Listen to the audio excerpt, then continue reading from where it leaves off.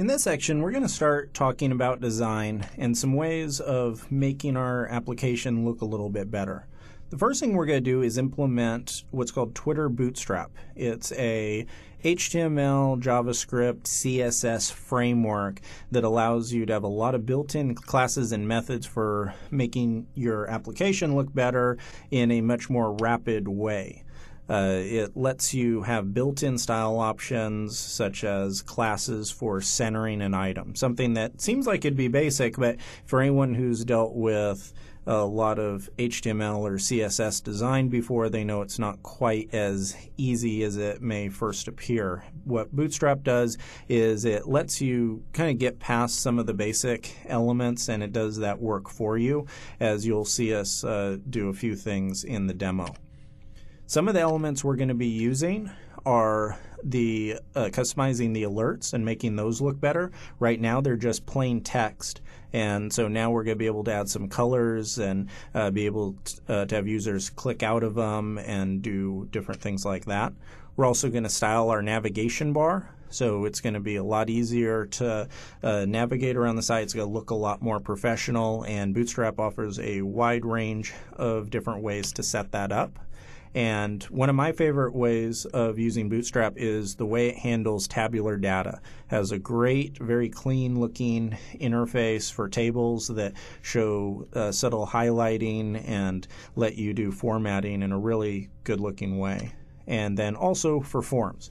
You may have also noticed our forms aren't the best looking things in the world right now. We're going to do some things to fix that and make them look better.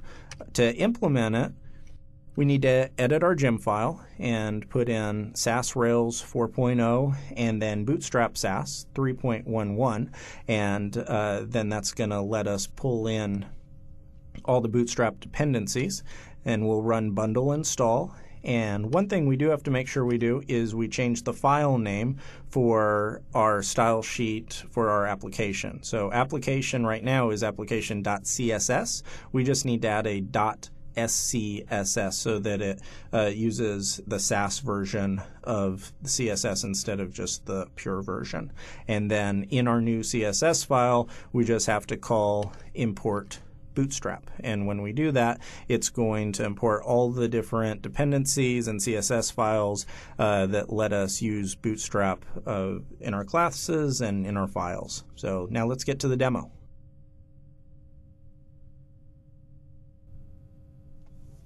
Okay, now to implement Bootstrap into our application.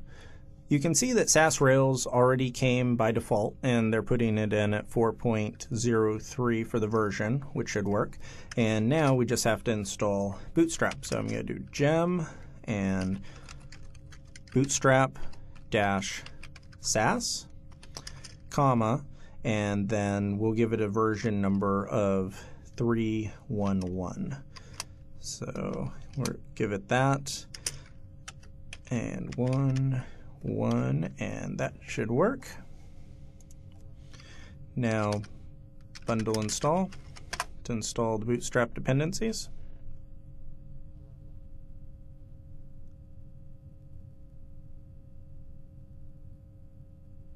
Okay, look like that worked. Now we have to go and change the file name. So go into app, assets, style sheets, and you can see application is just application.css, and we just need to rename that so it's .scss.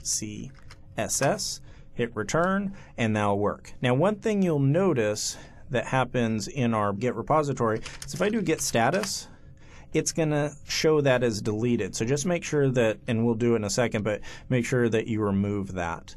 Now we just need to get rid of this, and we're just going, because we want to handle everything through Bootstrap, and we're just going to import Bootstrap. And let's see if this is working. We should have something that looks a little bit better on the screen now. So click on preview, port 3000. And you can see now this is changed from the way that it was before. You have a different header, you have a different font, and the links up here have changed. They've changed font and also color, and it's affected each one of the pages in the entire application. So that means that Bootstrap is working properly, which is good. And now we want to go and start updating it. I'll show you before and after. If we click on lead and come all the way down the bottom, we'll add pagination in a future demo. Click new lead, and if I type in any of our sample ones,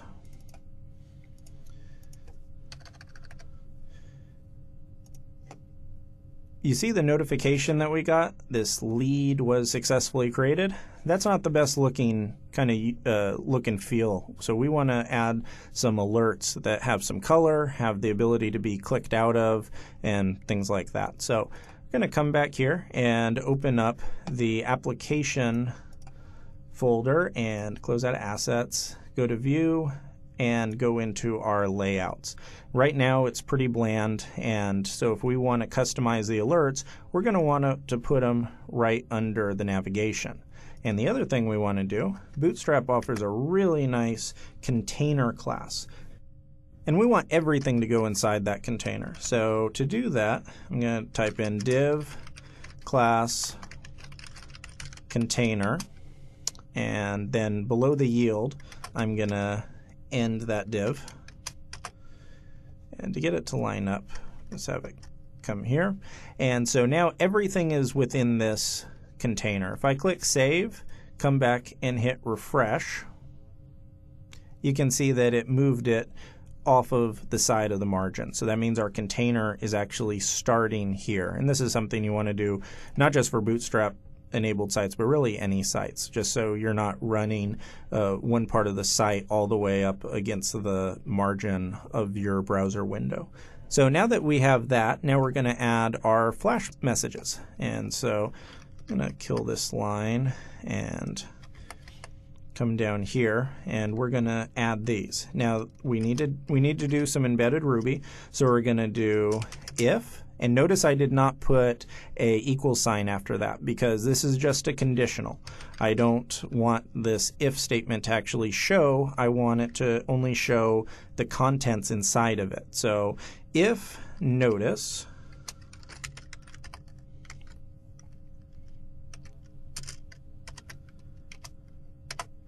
then I want it to show a specific kind of message. And this is going to be a bit of typing, so you can just follow along with this and get an idea of how this is supposed to look.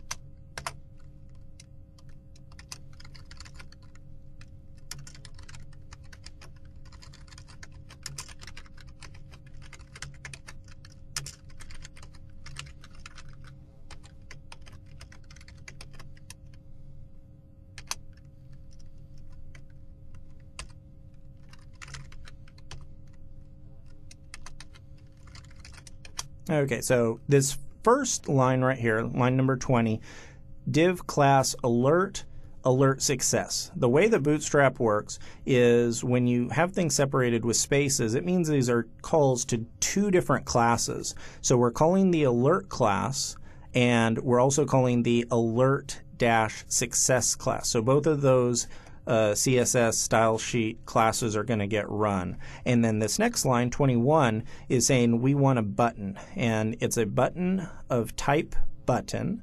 And it's going to be very small. It's just this little X symbol, which is represented by ampersand times. And the class is closed, which means that it's going to have the ability to be closed out, with data dismiss being an alert. So that's really all that is. And then we now need to customize it so that we can actually place this alert on the page. So if I want to do this, I'm going to put in more embedded Ruby and actually put what the message is saying.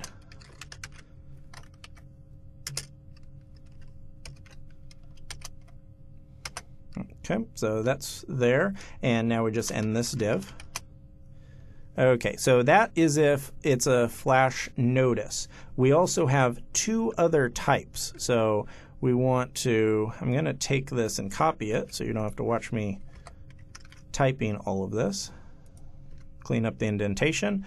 And now we want to say else if, and flash is error. So in other words, if the flash message isn't a notice, because a notice is like a success message. That's when you've signed up for something or you've added something and it worked. When there's an error message, so say they typed in something that one of our validators catches, it will bring up a different type of message. So it still is an alert, but it's an alert instead of success, it's an alert error class. So it's going to color it red instead of green like this one does. So that is for error messages. And fix this indentation. And our last one is if it's just an alert. So it just gives us one other option for a color scheme. And this is just a general one. And this is essentially like a catch-all. So if it's a notice, it's green. If it's a error, then it's going to be red, and it's going to be a different color if it's a plain old alert. And so all we had to do is get rid of this second class, and then everything else stays the same. So let's do that, and then don't forget to end that call. Hit save. Okay, so let's see if this is now working.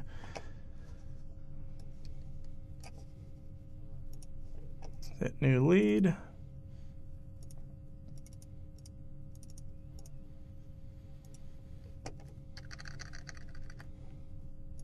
Hit create lead, and there you go. You have a full notification banner, and see it's green because the lead was successfully created. And if we had typed something in wrong, it would have been red. And we have our little way of getting out of it. So if I click this X, then it'll remove it once we actually activate some JavaScript. I need to remember to put that in because this is a piece of JavaScript, and that's what allows us, that data dismiss is what allows us to get rid of it. So let me do that right now, so that we don't forget that. So go into Assets, JavaScript, and click on Application.js. And in the line right below Turbo Links, and I'll just copy and paste it. And just type in require Bootstrap. Hit save, and then that should work. So go create a new one.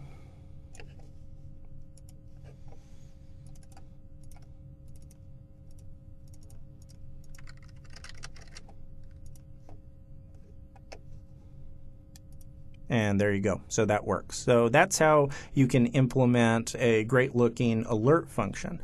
Now the next part is going to be placing in a much better looking nav bar. Right now, as you can see in our application, this is definitely not going to work for a professional looking app. So what we're going to do is take this and actually make something that looks a lot more professional. And to set up our navigation, we're going to actually use a pretty cool tool that I've been using lately called layitout.com. A lot of times I'll pull from my old repositories for things, but in this case I've been using it because it's even faster than that. And what it is it's a Bootstrap emulator, and you can actually pull different Bootstrap components right in to see exactly how they'd look, and then it gives you code that you can use and play around with. So we're using a 12 grid layout, so I'm going to set that up. And then for components, I can come here and I want to drag a nav system right on, and I like the pills, or I like this kind of tabbed version, but if you wanted, you could also click on pills, and you have buttons that look like this with drop downs and those kind of things. So this is the one that I like, so this is what I want to go with for this, but feel free to play around with it. It's a really nice way of getting sample design code right out of the box. So I'm going to click on download,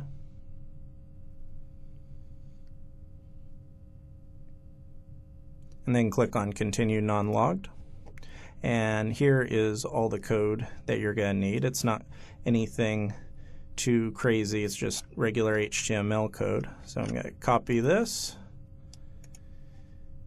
and just bring it right into our program. I'm going to get rid, or not get rid of, but I'm going to make our console a little bit smaller, and right here above the nav bar I'm going to paste all of it in, and you can see it's a decent amount of code, but it's really not that complex. It's just some different containers, rows, navigation, shows which ones are active, which ones aren't. We're going to actually get rid of this active, unactive class because I don't really like the way that that works. Okay, and then we're just going to be able to put all of our navigation elements right inside of it. So let's come down here and grab our home. And home goes right here because it gets rendered as an A element just like this. For profile, where they have profile, we have our About Us section.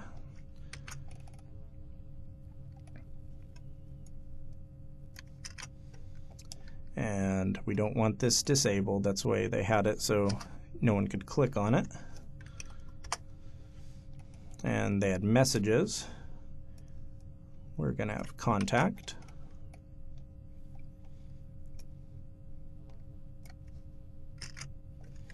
And then we don't have this drop-down one right here, so it's neat that they have that, but you can get rid of it.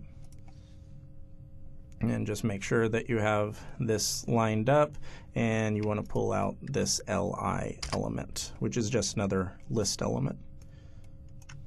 Pull that, and we now have our leads. Grab our comment. So we want to make sure we're good coders and we're commenting everything properly. And in all reality, having these kind of things is incredibly helpful because as your application grows, you'll find it's pretty hard to find things sometimes, and if you comment it out properly, you'll know exactly where you're at, and you can also search through your document for it. So let's see if this makes our application look a lot better. Come back, hit refresh, and there we go. You can see we now have a lot better looking navigation, and it's on each page. We have these nice pills, and please feel free to explore the Bootstrap documentation to learn more about how that works. The last thing we're going to do is convert this leads page right here so it actually looks like a real table, because right now it doesn't look very good. It's just a pretty basic kind of tabular data setup, but we want to separate all these out and give them their own lines and make it look professional. So now to customize this table, we'll just go back to lay it out and close out. And I'm going to get rid of this navigation. I'm going to keep the container though and click on Base CSS, grab a table, and I need to actually put a new grid system in. So we want that row and column, and then grab my table, drag it in, and this is exactly pretty much how I want it to look. The style, I want the default one. We're not going to use these color schemes, they're just showing what's available. And I do like the hover functionality, so I'm going to click hover, and now when you hover over each one, it will, well, it appears to have a browser issue, but it's a piece of JavaScript that does work in most browsers. So when you click hover, it actually will let you hover over each one of those and give it a different look and feel. But we can implement that manually. This just does some of the nice work for us, but it's pretty easy to fix that. So click download, continue non-logged, and then I'm going to copy all of this. And now to get to our table, because this is something we haven't really done before, go into App, Views, and then in Leads Index, you're going to see that we have a pretty basic setup. And so we have a table by default, so that's actually all there, and we have our table headers and everything, but now we're going to just add some good styling to it. So you can also customize the name however you want, so we can say just leads right there instead of list of leads. And now you can see that we have all of our Bootstrap style options. So we can get rid of these items because they're just placeholder. And if you take a look at our application, you can see that we just have pretty basic. We have name and company, but we also have a few other items such as location and some things like that that haven't been added yet, but that's pretty easy for us to add. So I'm going to say the first one's name, then company, then location. And if you ever want to see what else you have, the easiest way that I do it is just go into DB and then go into schema. And you can see that we have a name, a company, a location, and then a phone. So let's bring all of those in. Last one is phone, and I do want to put one more in to handle any actions. So I will actually just leave that as a blank one.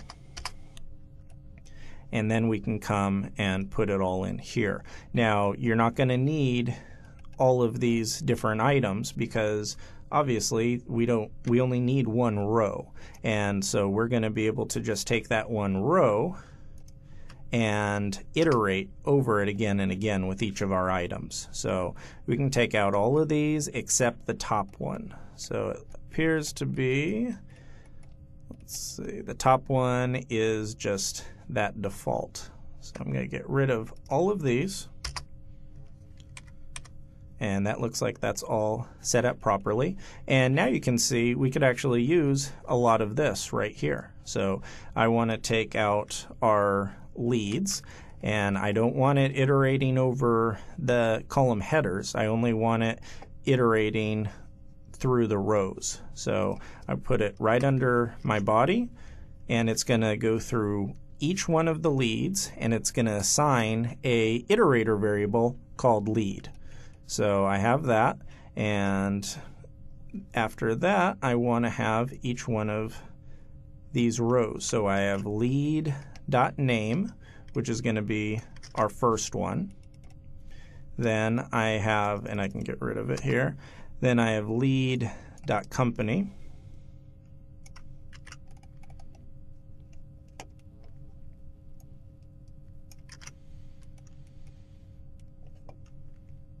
And then I have a few other ones that I can just add by myself. So we'll do that.